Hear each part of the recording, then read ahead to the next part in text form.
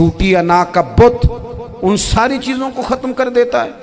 اپنی زندگی کے اندر اگر ہم وہ کردار اپنے بچوں کو دیں جس کردار میں موبائل بھی ہو، جس میں گاڑی بھی ہو، جس میں پیسے بھی لا کے ابا دراز میں رکھتا ہو، لیکن والد کا گھر میں مصلی بھی موجود ہو، اس کی کوئی تسبیح بھی ہو، وہ یہ بھی کہتا ہو کہ خدا نے اپنے فضل سے آج 5,000 دیا ہے تو اس میں 1,000 غریبوں کا بھی ہے، اس میں تھوڑا سا میں نے اللہ کی رضا کے لیے بھی رکھا ہے، اگر کوئی مشکل آ جائے تو وہ باپ اور ماں کو صبر کرتا ہوا دیکھتے ہوں، اگر ایک باپ کر بات کرے تو دوسرا برداشت کرتا ہو۔ خدا را اپنی اولادوں کو اس اذیت کا شکار نہ کرو، اپنے گھروں کے اندر وہ خودداری، وہ پیار، وہ وقار، وہ محبت، وہ انداز۔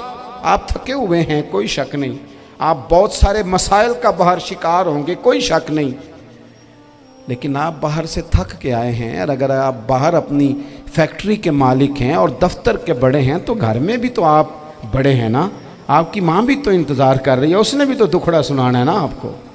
آپ یہ دیکھیے کہ آپ کے بچے بھی تو انتظار کر رہے ہیں، وہ چاہتے ہیں کہ ابا آ کے بیٹھیں تو ہم ان کے سینے پہ چڑھ کے تھوڑا کھیلیں۔ آپ کی اہلیہ منتظر ہیں، کچھ باتیں بیوی کسی اور سے نہیں کہہ سکتی، صرف اپنے شوہر سے کہتی ہے، لیکن وہ تو آتے ہی جلال میں آ گئے صاحب، وہ کہنے لگے تو بڑی نالائق ہے، میں تھکا ماندہ آیا ہوں اور تو نے مجھے کہانی سنا دی ہے۔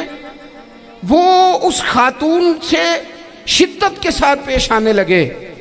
میرے رسول پاک کی حیات نور کو دیکھو، حضرت ام ایمن حضور کی رضائی والدہ ہیں، ان کی بھی خدمت ہو رہی ہے، حضرت حلیمہ سعدیہ آ رہی ہیں تو خدمت ہو رہی ہے، حضرت عباس حضور کے چچا ہیں تو کریم فرماتے ہیں میرے چچا ہیں باپ کی جگہ پہ، حضور دوست احباب صحابہ غلاموں سب کے ساتھ پیار کر رہے ہیں، 9 ازواج مطہرات ہیں گھر کے اندر، اور کیفیت یہ ہے کہ حضور صرف ان کی ضرورتوں کا ہی خیال نہیں کرتے، خواہشات کا ہی خیال نہیں کرتے، بلکہ میرے کریم کا طریقہ یہ ہے کہ کوئی بندہ آج بول کیا رہا ہے، وہ کہاں کھڑا ہے آج، اس کے جملے کس طرح کے ہیں، اس کا لہجہ کس طرح کا ہو گیا ہے اور اسے ٹھیک کیسے کرنا ہے، محبوب اس کا خیال فرماتے، توجہ کرتے۔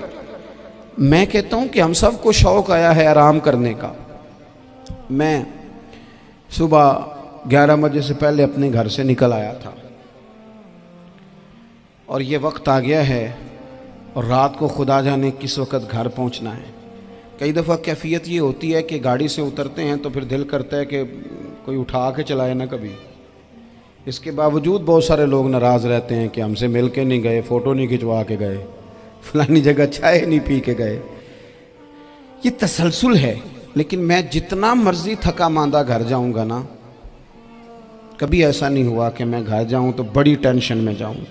میری گھر والی ایک دن مجھ سے کہنے لگی آپ نے کبھی نہیں کہا کہ میں تھکا ہوا آیا، بندہ تھک بھی تو جاتا ہی ہے نا، کبھی کہاں کرے نا۔ میں نے اسے کہا پتہ کیوں نہیں کہتا، اس لیے نہیں کہتا کہ میں نہیں چاہتا کہ میرے بچے یہ کہیں کہ ہم نے دین نہیں پڑھنا، ہمارا باپ تو بڑی مشکل میں ہے۔ ہم اپنے کام کے بارے میں اپنے گھر میں شکوے کرتے ہیں، آپ کسی بچے سے پوچھ لیں کون سا کام کرنا ہے، کہ اندر جڑا ابا جی کر دے رہے ہیں وہ نہیں کرنا، کیوں کہ ابا جی ہر روز تو کہتے ہیں میں بڑا الجھ گیا ہوں، یہ کام بڑا مشکل ہے۔ میں چاہتا ہوں کہ میں اپنے بچوں کو یہ بتاؤں کہ پتر میں تو جدھر جاتا ہوں پھول ہی پھول ہیں، میں تو جدھر سے گزرتا ہوں محبت ہی محبت ہے، میں تو جدھر سے دیکھتا ہوں دعائیں ہی ملتی ہیں، تاکہ ان کا شوق پیدا ہو۔ میرے عزیز آپ تھوڑا سا دل بڑا کریں، اگر آپ ایک کی وجہ سے پورا گھر سکون میں آ جاتا ہے تو آپ دل بڑا کیوں نہیں کرتے؟ جگہ ڈھونڈتے ہیں بس مجھے کوئی تنگ نہ کرے، کوئی میری باپ ماں بدولت کو کوئی پریشان نہ کرے۔ بخاری شریف سنیے، حضرت عائشہ صدیقہ رضی اللہ تعالیٰ عنہ بیٹھی ہیں، حضور فرمانے لگے عائشہ آج ایک بات نہ بتاؤں تمہیں؟ یا رسول اللہ بتائیے۔ حضور فرمانے لگے جب تم مجھ سے ناراض ہوتی ہو تب بھی مجھے پتہ چل جاتا ہے، اور جب راضی ہوتی ہو پھر بھی پتہ چل جاتا ہے۔ تو حضرت سیدہ عائشہ صدیقہ بات سن کے بڑی خوش ہوئیں، یا رسول اللہ وہ کیسے؟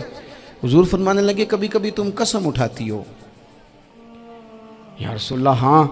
فرمایا جب ہوتی ہو نا راضی خوش تو پھر کہتی ہو مجھے رب محمد کی قسم صلی اللہ علیہ وسلم، پھر تم میرے نام کے ساتھ رب کریم کا نام ملا کے قسم اٹھاتی ہو، رب محمد کی قسم، یا رسول اللہ بالکل ایسے ہی ہے۔